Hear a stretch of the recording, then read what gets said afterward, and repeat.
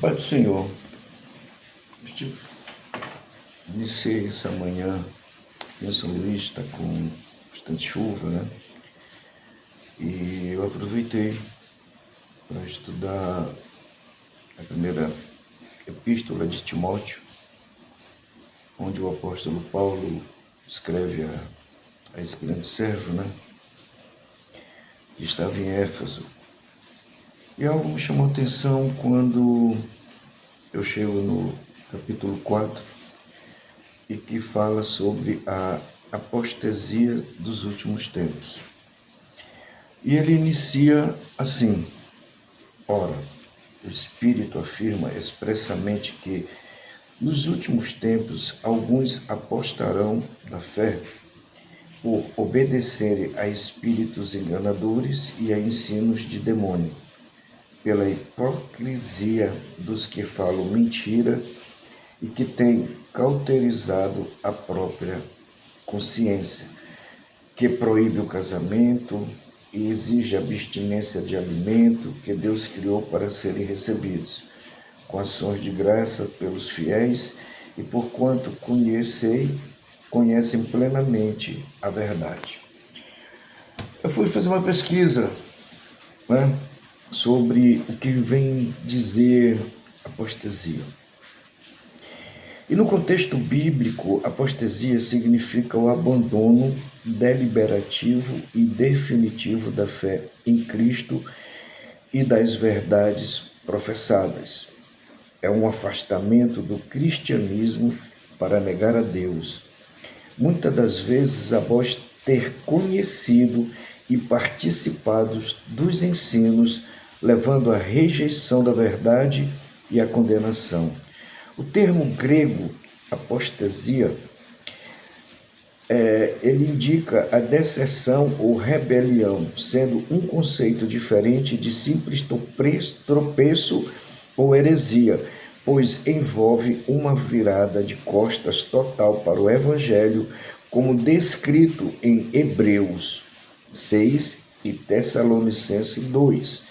O ponto-chave do significado bíblico, ele se diz aqui o seguinte: abandono completo, não é um erro temporário, mas uma recusa total da fé e dos princípios cristãos que antes eram conhecidos. Rejeição da verdade.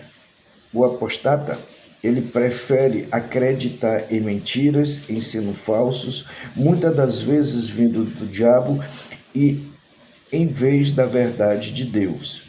Consequências graves. A Bíblia adverte sobre a condenação para quem comete apostasia, especialmente aqueles que provaram as coisas divinas e depois se afastaram.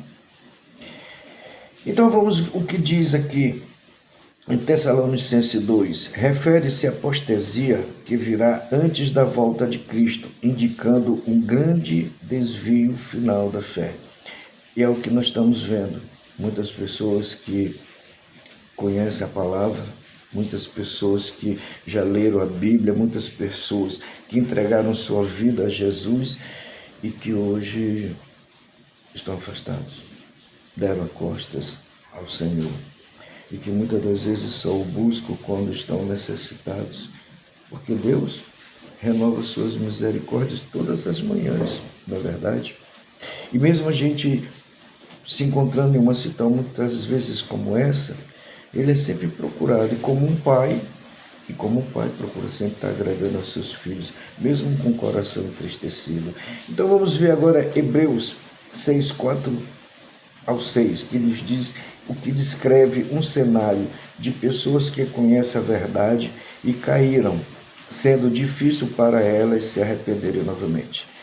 A gente tem apresentado a mensagem do Senhor, a mensagem que salva, a gente tem apresentado o Evangelho, a gente tem procurado ajudar as pessoas a retornarem para a casa do Pai, para que elas possam ser salvas. Mas existe uma rejeição muito grande. Uma rejeição muito grande. Estão mais preferindo aí as coisas mundanas, a pornografia, a sedução que o pecado oferece, as coisas são muito prazerosas. Mas a palavra de Deus diz que o pecado tem um preço. E o preço do pecado é a morte. A diferença entre apostasia e heresia é simples. É que a heresia, enquanto a heresia é uma distorção da doutrina, a apostasia é a renúncia à fé em si. Então, o que quer dizer a heresia? É quando a mensagem ela é feita de maneira errada, desviada da verdade, desviada da palavra de Deus, desviada através do Espírito Santo de Deus, mas ministrada enganosamente através do Espírito de Satanás. Essa é a diferença. E como se manifesta a apostasia? É quando nega Jesus e o Evangelho. Segue os falsos mestres e doutrinas enganosas. Adesão ao mundanismo, substituindo princípios divinos. Rejeição completa da palavra de Deus.